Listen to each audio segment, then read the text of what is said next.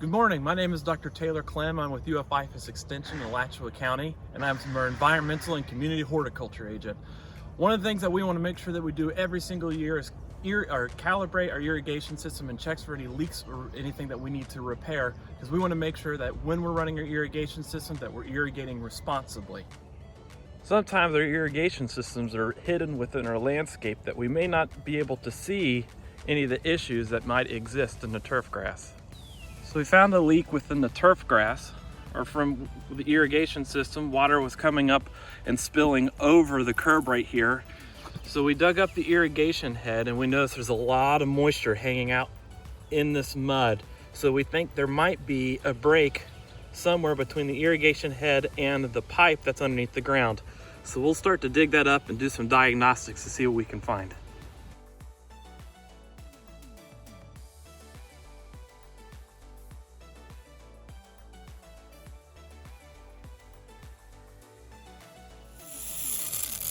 You can see there's a lot of water coming up from the head. So it actually looks like we might have a leak within the head or a break in the head. So simple irrigation head replacement might be all it's needed. So we identified that we need to replace the irrigation head.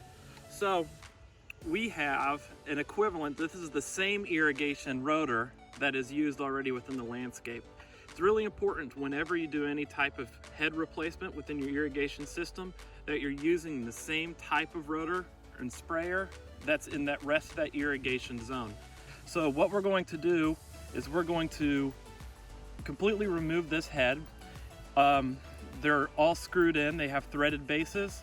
So really all you need to do is make sure you just clear out around the head, make sure there's no excess of mud or dirt that gets into the system, and then unscrew this head and screw the new one in. The new head has been repaired, the leak has been fixed, so now all we need to do is make sure that we calibrate the rotor head and make sure that we're irrigating the landscape that needs to be irrigated appropriately.